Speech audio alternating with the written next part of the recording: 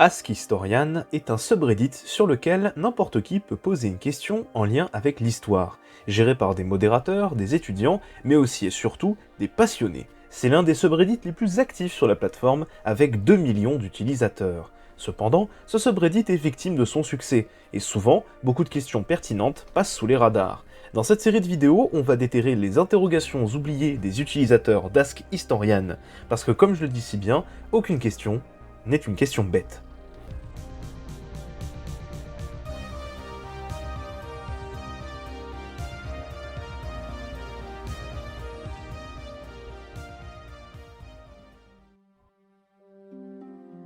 Bonjour à tous les geeks d'histoire. Vous avez kiffé de ouf mon concept des questions d'histoire. Vraiment merci, ça fait super plaisir. La vidéo est actuellement la seule vidéo de ma chaîne où il n'y a aucun dislike.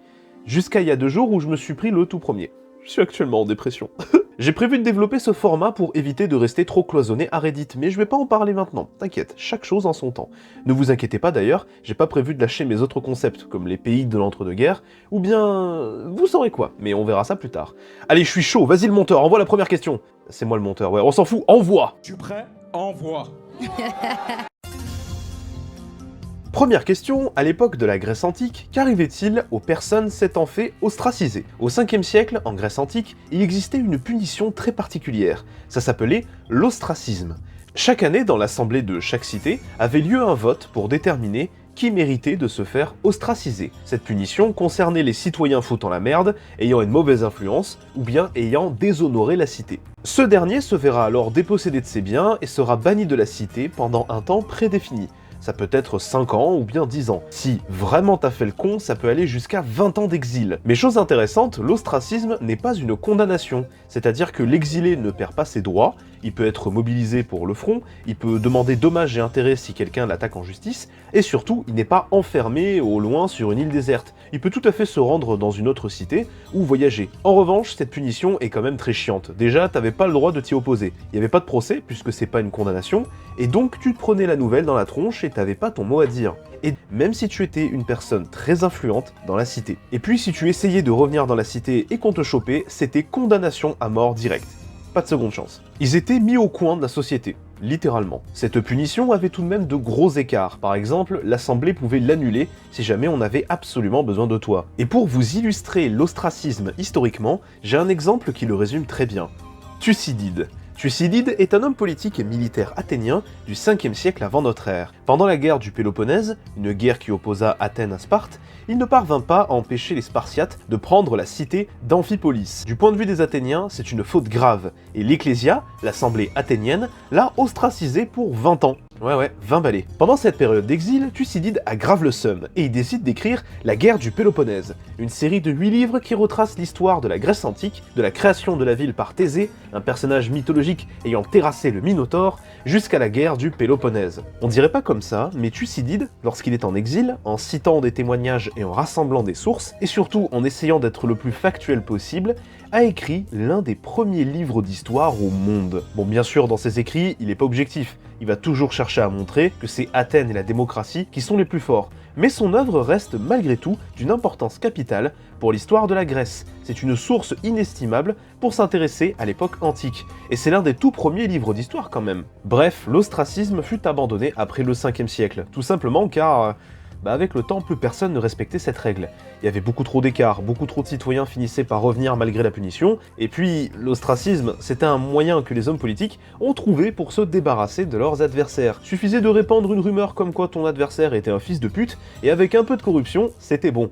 Par exemple, Thémistocle, le vainqueur de Salamine, la plus grande victoire militaire grecque contre les Perses, s'est fait ostraciser. Par Périclès. Parce que Périclès avait plus d'influence.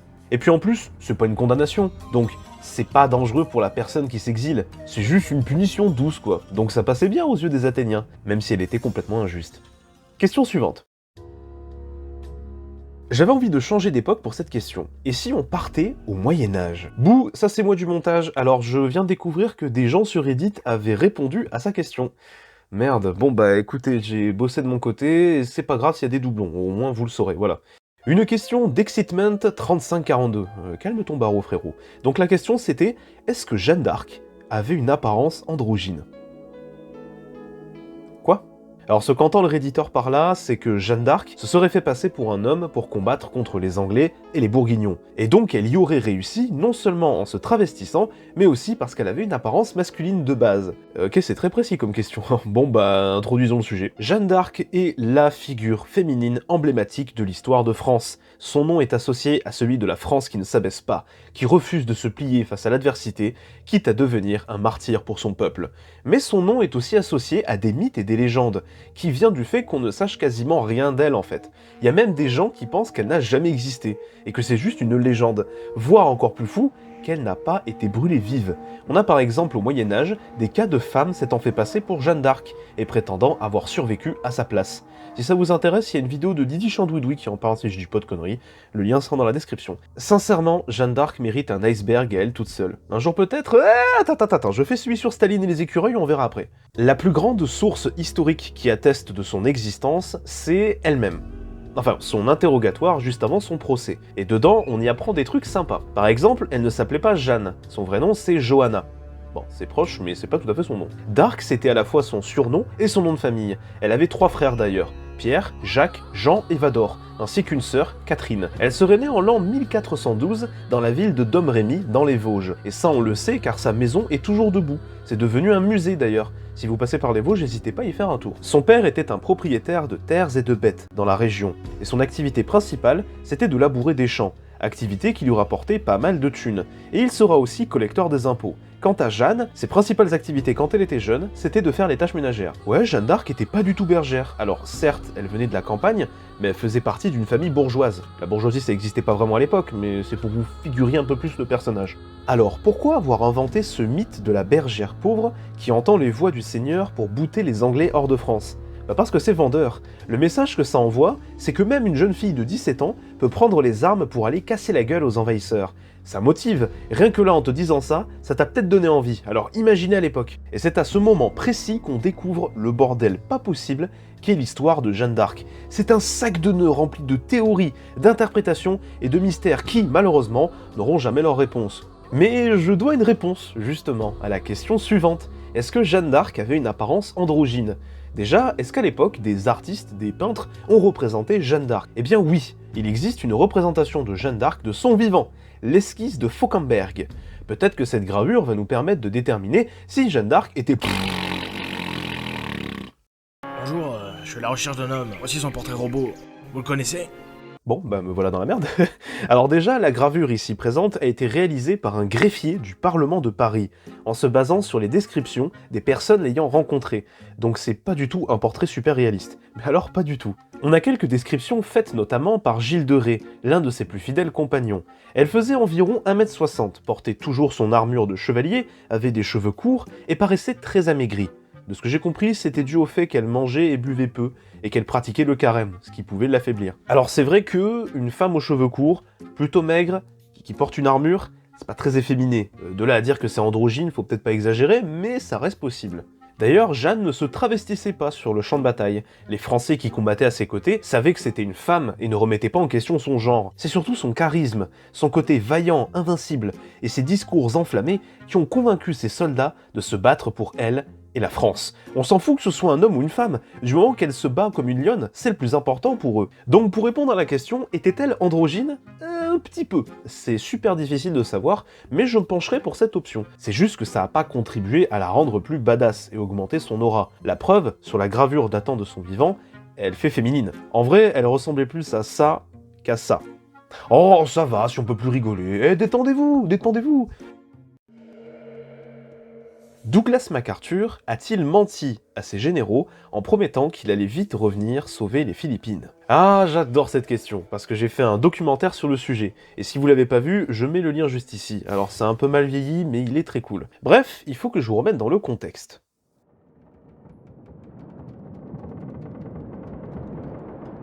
Le 2 septembre 1945, le cuirassé américain Missouri arrive dans la baie de Tokyo.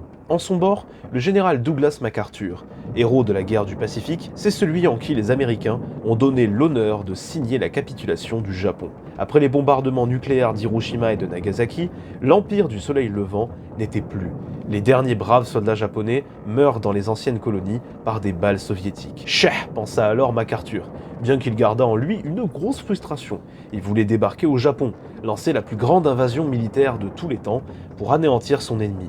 Après tout, un an plus tôt, il y était parvenu en débarquant aux Philippines. 600 000 soldats, 1 300 000 tonnes de matériel. Résultat, une victoire totale sur les Japonais. Doug avait dû fuir les Philippines en 1941 et il avait promis de revenir dans les plus brefs délais et il y était parvenu. Pourtant, alors qu'il tournait les brouillons de sa future autobiographie, Doug songeait un instant à un étrange détail. Lorsqu'il était aux Philippines, il avait pu visiter des camps d'internement japonais, et il avait été frappé par les conditions déplorables dans lesquelles ces soldats avaient été enfermés. Ils étaient battus, apathiques, très diminués physiquement, et surtout détruits psychologiquement. Doug paraissait très mal à l'aise de mentionner ce qu'il avait vu dans ces camps, non pas parce qu'il fallait cacher la vérité aux yeux du monde, mais plutôt parce que de toute sa vie, il n'avait jamais vu une telle horreur et avait du mal à mettre des mots dessus. C'était un militaire, pas un romancier. Son style, c'est d'aller droit au but, d'être neutre sur ce qu'il observait, et il avait du mal à faire cela. Ses pensées furent interrompues lorsque la porte de son bureau s'ouvrit en grinçant. Un homme entra dans la pièce. Doug l'observa quelques secondes avant de reconnaître son vieil ami, le général Jonathan Wainwright.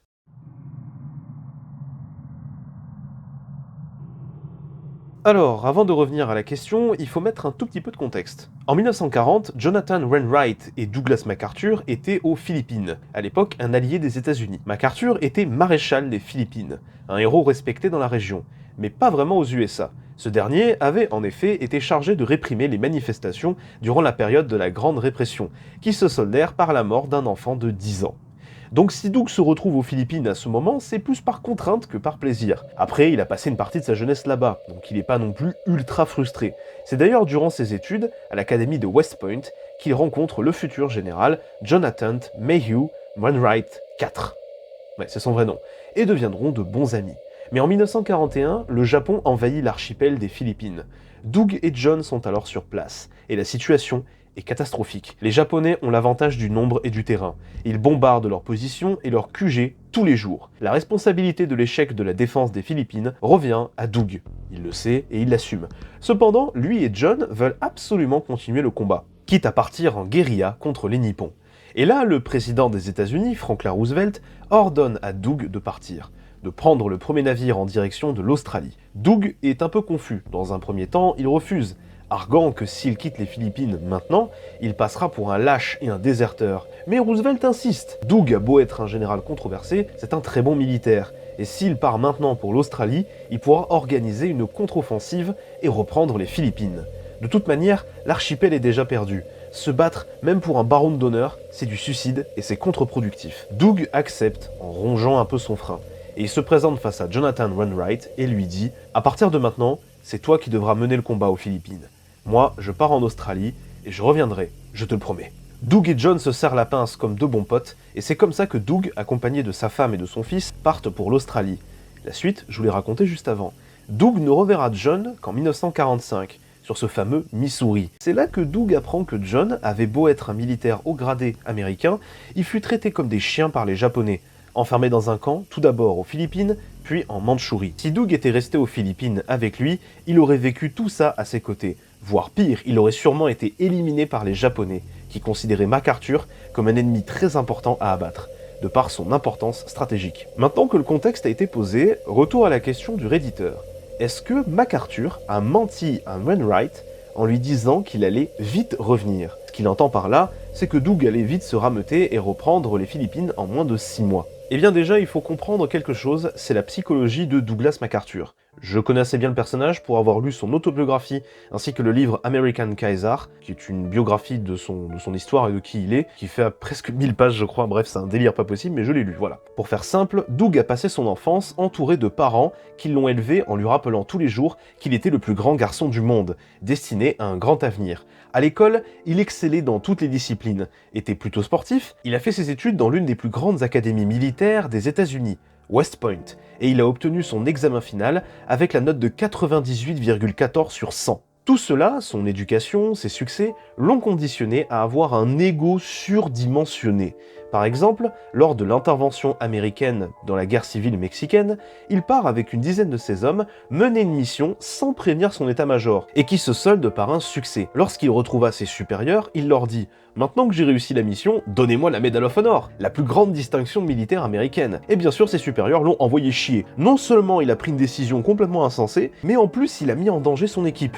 L'un d'entre eux a failli y passer. Doug en est sorti hyper frustré. Quelque temps plus tard, Douglas MacArthur assistera au procès de Billy Mitchell, pas le joueur de jeu d'arcade, le militaire américain, qui était accusé d'insubordination. Le mec en gros avait critiqué l'incompétence des forces armées américaines, et pour ça il a fini en cour martiale.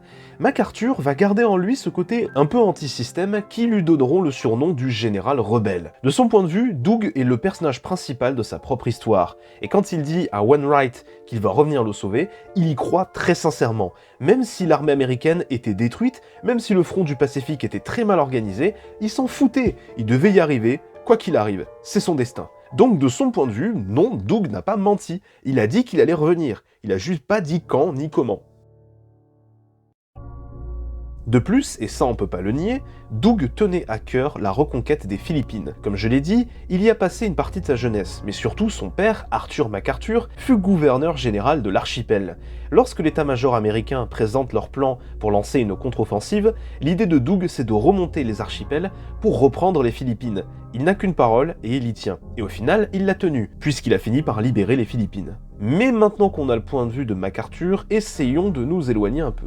Déjà, du point de vue de Wainwright, la situation en 1941 était catastrophique. Il fallait capituler pour limiter le maximum de pertes alliées, de possibles soldats que l'on pouvait négocier si les États-Unis voulaient sortir du conflit.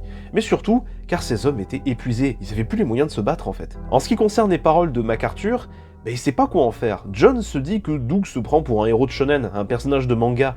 Lui, il reste proche du monde réel. C'est pas tellement qu'il pense que MacArthur lui ment, c'est plutôt, est-ce qu'il croit vraiment ce qu'il dit, ou c'est juste pour m'encourager? Si Doug était resté aux Philippines, il serait mort bêtement. Donc son ego a dû faire, mais il indique pas toujours le nord et le sud. Et quand John recevra plus tard la Medal of Honor, à la fin de la guerre pour ses actes héroïques, MacArthur s'y opposera fortement. Pourquoi? Parce que de son point de vue, John a capitulé. Donc c'est un lâche. Il n'est pas légitime de recevoir une telle médaille. En gros, soit tu meurs en héros pour lui, soit tu capitules comme un lâche. Et c'est cette mentalité qui causera la perte du général Douglas MacArthur. Pendant la guerre de Corée, le général va demander l'autorisation d'employer des armes nucléaires contre les forces chinoises. L'état-major américain est tellement choqué par cette déclaration qu'il sera simplement renvoyé de l'armée américaine. Ainsi finit l'histoire du général le plus controversé de l'histoire des États-Unis.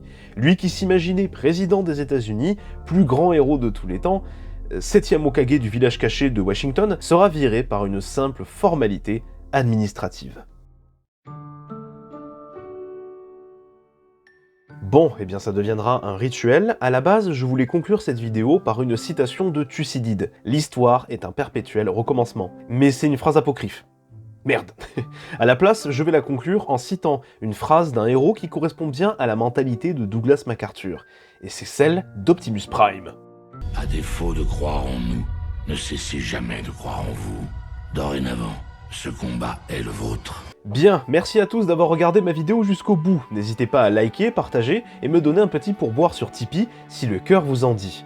On se retrouve la semaine prochaine pour un nouvel épisode des 3 questions d'histoire. Et comme je dis, je vais changer le format. Vous verrez, ça va vous plaire, normalement. Allez, ciao!